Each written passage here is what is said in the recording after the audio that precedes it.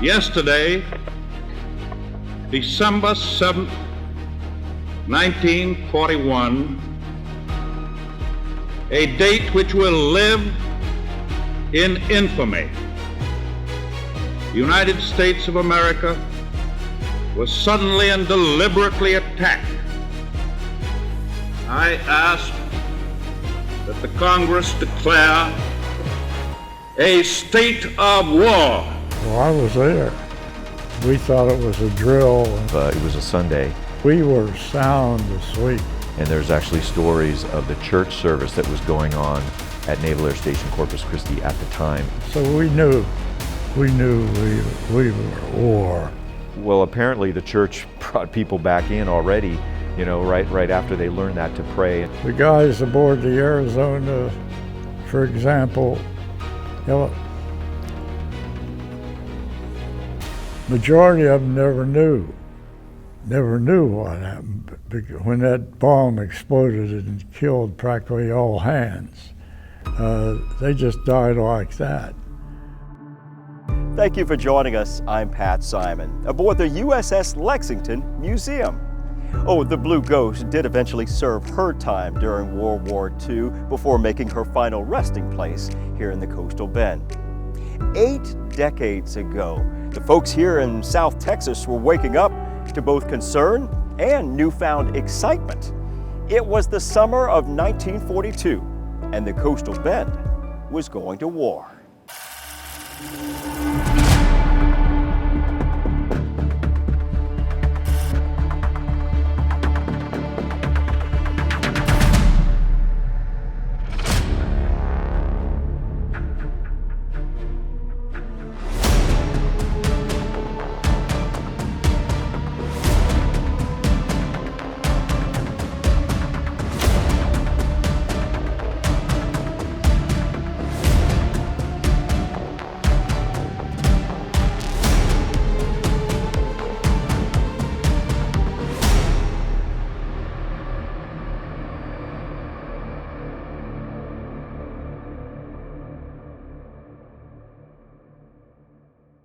Well before the war, Corpus Christi had some growing up to do, starting with the economy. Agriculture and oil and gas were driving forces at the time. Population of Corpus Christi, Nueces County moved in 1920 from 20,000 to 1940, 80,000. It quadrupled in size. The base wasn't in town like it is now. It was a community outside. So where a lot of the stretches of Ocean Drive were then just cotton fields with it. Town in 1940 was downtown, uptown, out around 6 Points there, maybe getting out to Louisiana Street. But once you got past that, cotton fields and cows. Soon, this sprawling town would begin seeing more men arriving here in uniform for specialized military training.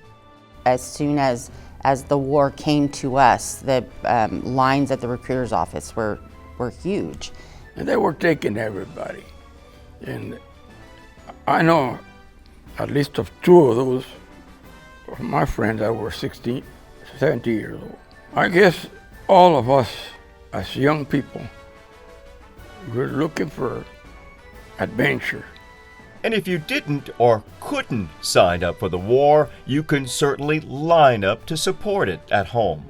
An already burdened country was building up for 2 war fronts, and many residents had to fend for themselves.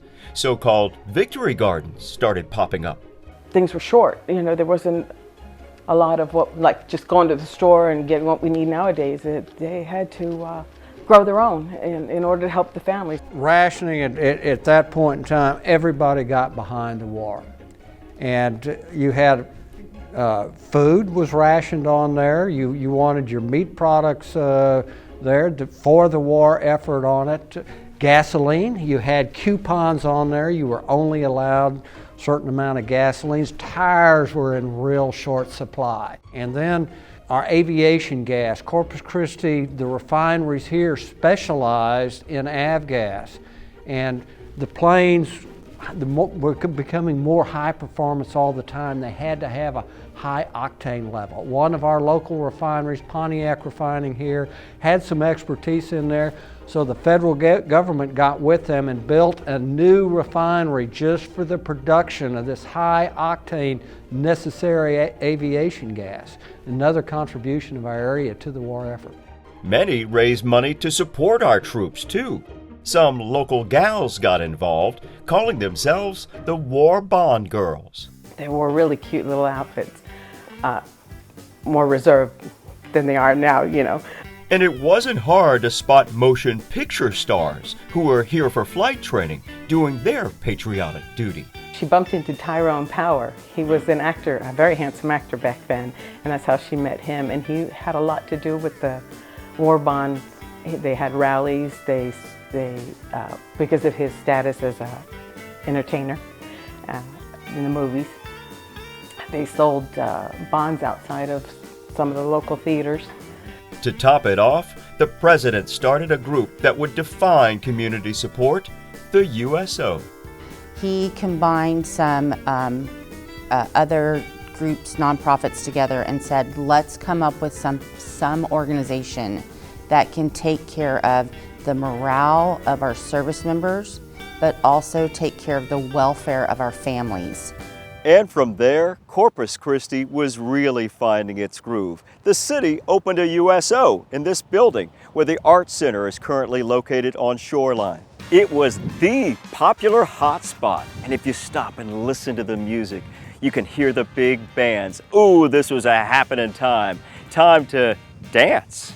All the stops were pulled out for these dances, and the servicemen would put on their best uniform, and they would get a group of them, and then the ladies, all went together or chaperoned, and they, dressed to the best ability.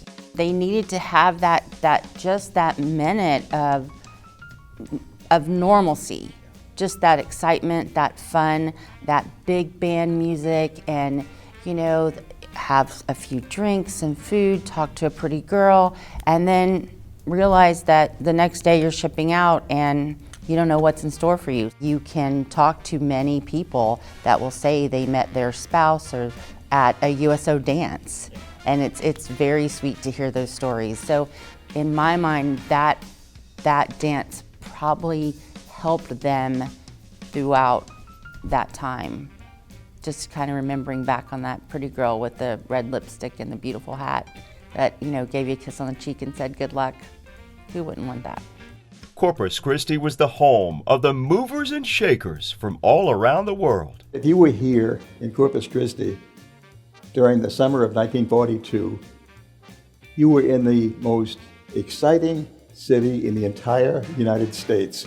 We had entertainers like Bob Hope, Louis Armstrong, and all, who also came to entertain. If you came to the USO dance on the right night, you might have met Bob Barker, who knows? I mean, we have a lot of people that went through. We were in Collier's magazine. We were in Life magazine. This is the place to be. As far as you wanted employment, you wanted to serve the country and all too, Corpus Christi was the place. Corpus Christi was humming, excitement in the air, and lots of planes, too. There was a war to fight, and the Navy was training fast and furious in the summer of '42. Somebody was out there. And we were not alone. Just what was that enemy threat lurking not far off our coastline?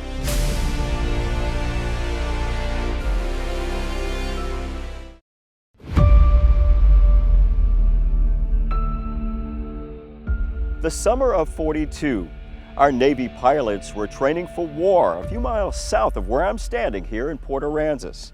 Our fishermen here were in business, but they had company. Not the kind that you'd invite to dinner. Up atop those dunes there, our military forces were brought in here just to keep watch for potential military threats along the Gulf Coast. The war came to the coastal bend. Yeah, there was a sighting of a German submarine between here and South Padre. A couple different sightings. That's right. If you think there were only two major war fronts being fought during the summer of '42, you were mostly right: the European theater and the Pacific. But here along the coastal bend at Port Aransas, the enemy was nearby, not far off our shoreline.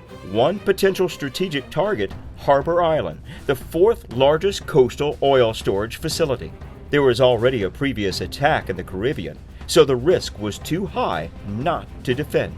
That kind of spurred the U.S. Defense Department to put in something to protect the harbor. They were very concerned about when they saw that sub, and subs were sinking boats as close as Matagorda Island, so that's 2 islands up.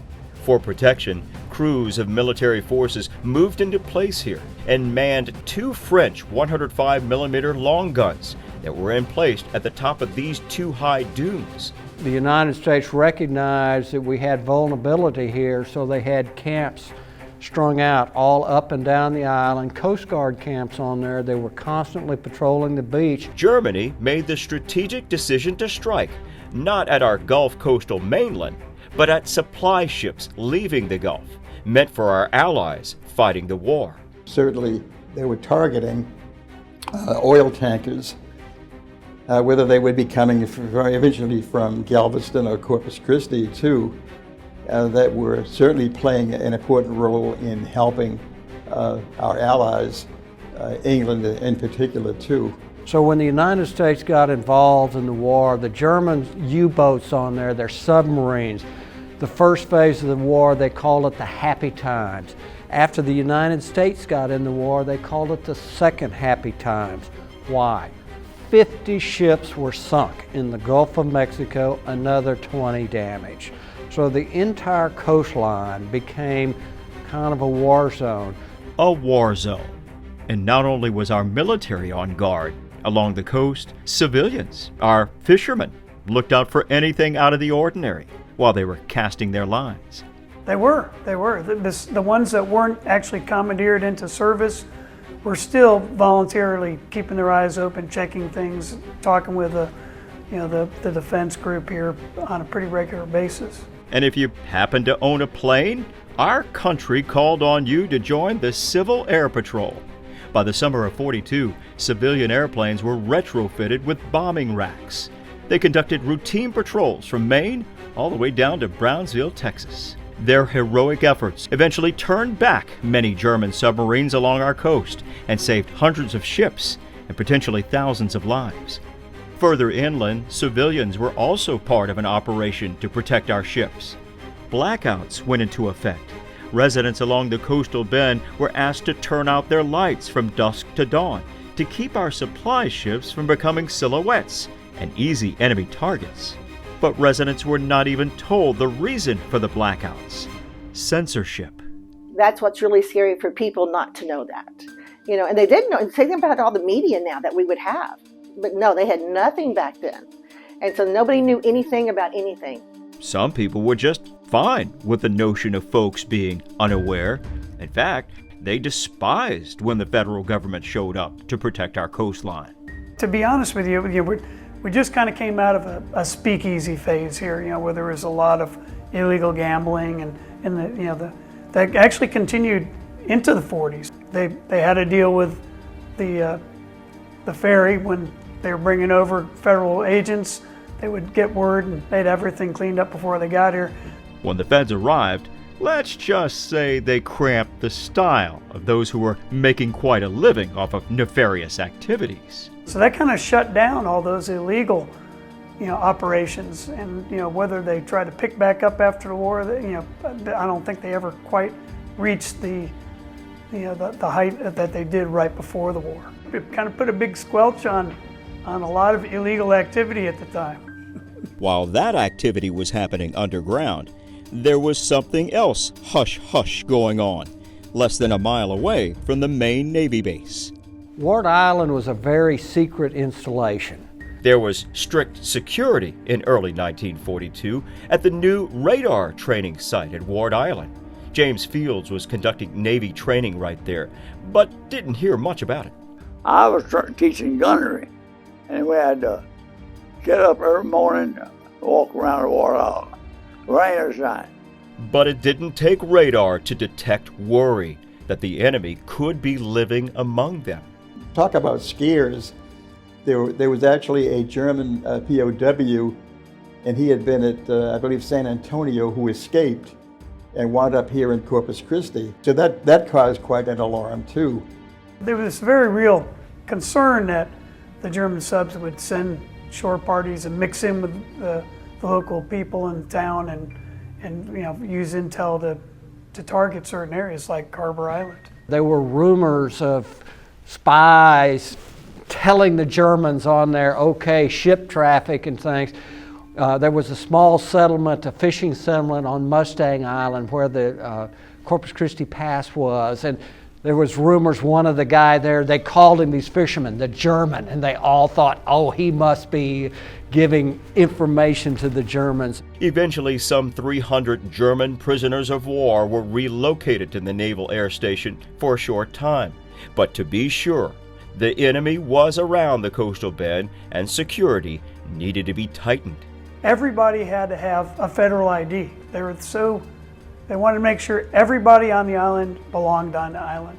So a local photographer, Spanny Gibbs, who built the Gibbs cottages right across the street, actually took passport-type pictures of every single person in town and made federal ID cards for them that they were supposed to have on them. And of course, just the presence of the defense group that was here, coming, checking the boats when they came in, when they went out.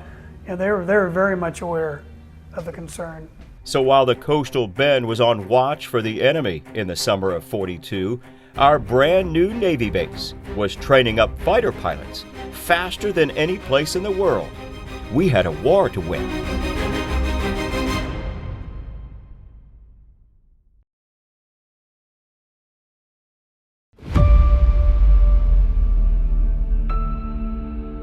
Naval Air Station Corpus Christi is not as busy today as it was back in the summer of '42.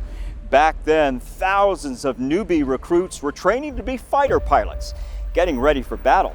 This place at the time was buzzing. Back then, every week, 100 aviators getting winged. It was a production line. But what would lead to that? A few years earlier, France fell to Germany, meaning the U.S. would eventually have to enter the war. And there was an urgent need for naval air stations. In Corpus Christi, the climate, along with the flat land, were ideal conditions. And it also never hurt to get political help from a few Texas heavy hitters. One of the untold stories is the Vice President of the United States at the time was John Nance Garner. President Roosevelt brought him on as VP. He was in the House of Representatives. What district did he represent? Part of that district. He lived in Uvalde, but it stretched into Corpus Christi. He was very close to Corpus Christi. Why did we get the Naval Air Station? Well, Vice President. And with that, and some quick congressional funding, with a snap of a finger, the Naval Air Station Corpus Christi was rushed to become operational. The summer of 1940, they just appropriated the money. The base was commissioned in March of 1941. It suddenly became a naval town. The sky, according to my dad, was just buzzing with airplanes. Kingsville, at that time, was an outlying field for Naval Air Station Corpus Christi. So NESCC had Rod Field. You can go down Rod Field Drive now. People don't know there used to be a base down there. Rod Field, Waldron, Cabanis. It wasn't just a sports park. It was an outlying field. Cudahy Field, which isn't there. A lot of people don't know even where that was, but it's out near the airport. And a lot of outlying fields all over this entire area, and they all fell under the purview of NES Corpus Christi. It was the largest air training facility when you look at all of it together in the entire country at the time. The first aviation cadets graduated, they received their wings on November 1st, 1941. And that's only just shortly over a month before Pearl Harbor. Once Pearl Harbor happened, everything changed. Dad was here in 1941 and 42 doing his flight training and loved the Corpus Christi area. Phil Bo Parabo was one of the staggering 35,000 pilots who would earn their wings during the war at Naval Air Station Corpus Christi, the University of the Sky. When he was shot down, he was shot 7 times in the left leg. Cockpit blew up and caught fire, burned his mustache off. Actually, I think about him almost every day because I drive by the Aviator Memorial there at Ropes Park on Ocean Drive. And there's a picture of my dad that looks almost exactly like that statue, which is honoring all the aviators that have come before him. So I always say a little prayer when I pass by there. Thank him for his, what a great dad he was, and he was an inspiration.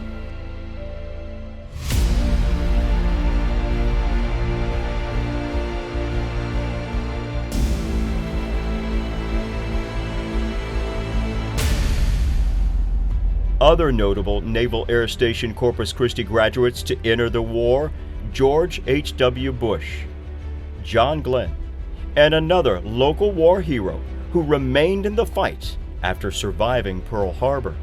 It was a challenge. There's no doubt about what was expected of us and what we were expected to do. Never thought I'd do a split S. Bob Batterson's an amazing guy, and he still volunteers at the USS Lexington Museum. But he was one of those who trained here in Corpus Christi, and he went out to a carrier in the Pacific. He was on the USS Bennington, another Essex-class carrier like the Lexington. Throughout the program, morale was always high. The guys were always gung-ho. It's good to be with them. You want to like that guy next to you. You want to have a confidence in him. He's a guy I'd go into battle with. And I just hope that spirit never leaves the armed forces. It's so essential.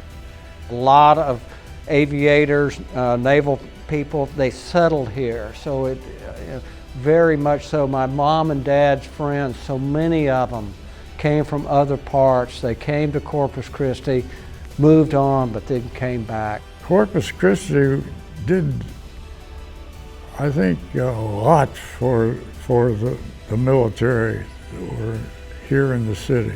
This community supported the folks that were training and eventually won the war in the Pacific during World War II. No doubt about it. The war, the stories, the Navy, all intertwined together in the fabric for the decades to follow. And so it goes. 80 years ago, the coastal bend did not break. Quite the opposite. In a war that came to us, our community of South Texans pulled together out of loyalty, necessity, and a deep desire to fight for the freedoms we hold so dearly. In the summer of '42. I'm Pat Simon. Thanks for watching.